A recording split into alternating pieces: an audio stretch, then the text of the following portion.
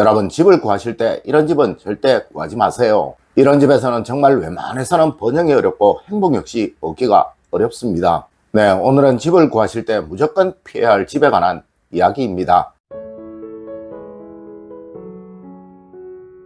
여러분 안녕하세요, 이정민입니다. 여러분, 우리 풍수학에서는 동사택, 서사택이라는 말을 합니다. 네, 동사택은 명예와 안정이 이루어질 집, 서사택은 재물과 성공이 이루어질 집이라고 말을 하는데요. 이를 현대주택, 즉 아파트에 맞게 설명을 드리도록 할게요. 오늘의 이야기 잘 들어보시고 절대 전세이든 월세이든 자가이든 이런 집은 피하시도록 하세요. 첫 번째로, 여러분, 환기가 어려운 아파트입니다. 여러분, 풍수에서 가장 기본은 바람이 잘 통하고 바라보는 시선에 불편함이 없도록 만드는 거예요. 여기에서 제가 여러분에게 질문을 하나 드리도록 하겠습니다. 여러분, 과연 실내가 더운 아파트가 좋은 아파트일까요? 아니면 실내가 추운 아파트가 좋은 아파트일까요? 네, 답은 둘 다 나쁜 아파트입니다. 맞습니다. 실내가 춥다는 것은 이 아파트를 지을 때 자재를 충분히 사용치 않아 이 아파트가 잘못 지어진 아파트라는 것을 말하는 것이고, 또한 실내가 덥다는 것은 바람이 잘 통하지 않는다는 이야기이니 이는 풍수학적인 요건이 아주 나쁘다는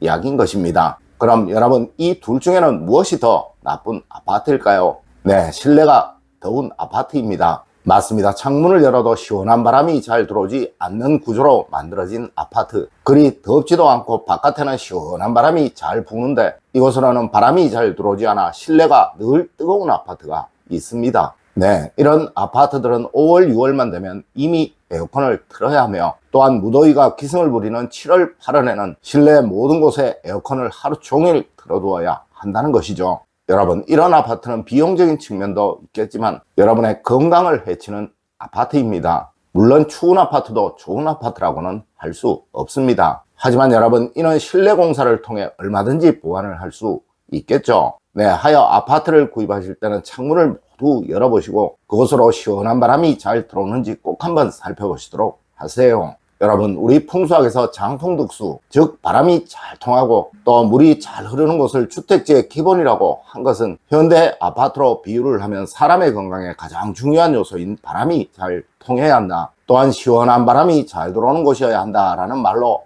표현할 수 있는 것입니다. 두 번째로, 여러분, 마음에 들어야 좋은 집인 것입니다. 여러분, 저는 항상 말씀을 드립니다. 여러분이 구매하시는 모든 것들, 여러분이 하시는 모든 것들, 또 여러분이 만나시는 모든 사람들에게서 절대 손해를 보지 않고 또 불행을 만들지 않는 방법은 바로 여러분의 느낌을 중요시하라고 말입니다. 네, 절대 뭔가 찜찜하고 뭔가 마음에 걸리는 것이 있으면 하지 않는 것이 제일이라는 거예요. 여러분, 세상 모든 불행을 얻는 사람들은 항상 이런 생각을 하는 사람들입니다. 에이, 괜찮겠지. 에이, 설마 뭔 일이야 있으려고. 맞습니다. 이런 생각이 든다는 자체가 바로 여러분의 본능은 이미 경고를 하였다는 것이고, 이를 여러분이 억지로 무시하고 있다는 이야기인 거예요. 여러분, 절대 본능을 무시하지 마세요. 이는 집을 구하실 때도 마찬가지입니다. 이 집은 여러분의 번영과 행복과 부, 모든 것과 직결되는 정말 중요한 거예요. 네, 실제로 이것을 무시하는 분들이 정말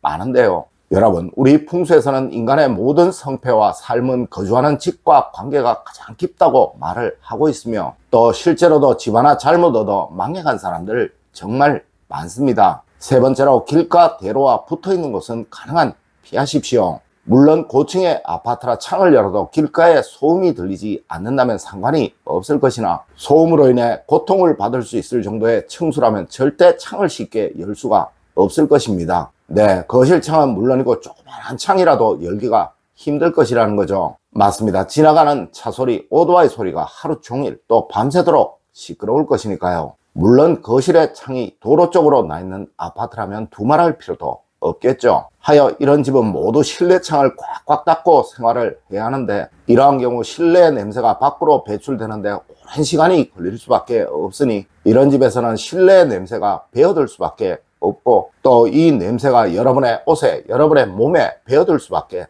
없는 거예요. 하여 아무리 고급스러운 옷을 입더라도, 아무리 좋은 옷을 입더라도 그 옷의 특유의 냄새가 날 수밖에 없는 것이죠. 물론 이런 아파트는 집에서 간혹 고기라도 구워 먹으면 그 냄새를 빼는데 며칠이 걸릴지도 모르는 거예요. 네, 또한 차로 인한 먼지, 길가에 있는 먼지들이 여러분을 괴롭힐 것입니다. 맞습니다. 도저히 창문을 열 수가 없도록 말이죠. 여러분, 우리 고택을 찾아가 보면 어느 집이라도 다 바람이 잘 통하도록 만들어져 있고, 또한 이러한 장소에 지어져 있습니다. 그리고 침실이나 주거하는 장소는 반드시 안쪽으로 깊숙한 곳에 지어져 있다는 거예요. 하여 아파트 역시 길가에 세워진 아파트보다는 단지 안쪽에 가운데 세워진 동이 훨씬 편하고 안락한 거예요.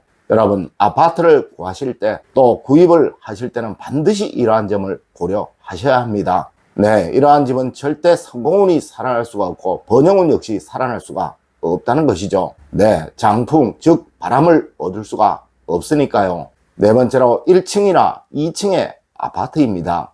여러분, 예전에 주택문화에서는 절대로 이렇게 많은 세대들이 한 곳에 밀집된 경우는 없었으며, 또 사생활 보호라는 부분에 크게 신경을 쓸 필요가 없었습니다. 하지만 현대는 수백의, 아니 수천의 가구들이 한 곳에 모여서 삽니다. 네, 이것이 아파트이죠. 맞습니다. 하여 사생활 노출에 정말 많이 신경을 써야 하는 거예요. 물론 낮에는 좀 덜하겠지만 저녁이나 또 여름이라도 되면 이런 저층의 아파트에서는 편한 복장으로 집안에 있기가 참 어려울 거예요. 맞습니다. 길가를 지나가는 사람들에게 여러분의 모든 모습들이 명확하게 보일 수도 있다는 것이죠. 여러분, 사실 저도 대단지의 아파트에 거주를 하기에 저녁에 잠시 산책을 하기 위해 밖에라도 나와보면 저층의 아파트의 실내가 명확하게 보이는 경우가 참 많아요. 네, 또 간혹 보기 민망한 장면들도 보이기도 합니다. 하여 이런 곳에 거주하시는 분들은 사생활 보호 필름을 창에 붙이시면 참 좋은데, 이 집이 자가의 집이라면 그렇게 할 것이나 전세나 월세로 들어와서 사시는 분들은 이런 비용을 지불하시기가 참 쉽지 않을 거예요. 하여 이런 집에서는 커튼을 늘 쳐두기도 하지만 무더운 여름날에는 이건 역시 쉬운 일은 아니죠. 네, 우리 풍수에서는 집안의 내부가 밖에서 보이는 것을 가장 나쁜 환경이라고 말을 하며, 이것을 위해 주 거주지에서는 처마를 내려 밖에서 보이는 것을 막았으며, 또한 담을 쌓아 밖에서 보이는 것을 막았으며, 또한 내당에는 밖에 몇 개의 건물을 두어 이것을 철저하게 막았다는 것이죠. 네, 현대에 남아있는 고택들은 모두 이렇게 지어져 있습니다. 맞습니다. 이는 그 집의 행복운과 번영운을 막는다고 하여서 꼭 그렇게 했다는 것이죠. 다섯 번째로 정원이 없는 아파트입니다. 여러분, 정원이 없다는 것은 나무를 심을 터가 부족하다는 이야기이기도 한 거예요. 네, 우리 풍수에서는 건물이 들어서는 땅만큼의 마당을 가지는 것을 기본으로 합니다. 맞습니다. 마당이 넓으며 전망이 좋은 집을 생기가 강한 집, 번영할 집이라고 말을 한다는 거예요. 여러분, 현대에서도 빌라와 아파트의 가장 큰 차이는 바로 여유공간, 즉 정원의 차이죠. 네, 절대 정원수가 많이 심어져 있지 않은 아파트는 피하시도록 하세요. 이런 곳은 좁고 답답하여 절대 번영운이 살아날 수가 없게 됩니다. 여러분, 오늘 제가 알려드린 이야기 꼭 명심하시길 부탁드리며 오늘의 이야기를 마치도록 하겠습니다. 늘 올바른 흥과 올바른 지식을 여러분들께 전하도록 노력하겠습니다. 여러분 긴 시간 감사드립니다. 감사합니다.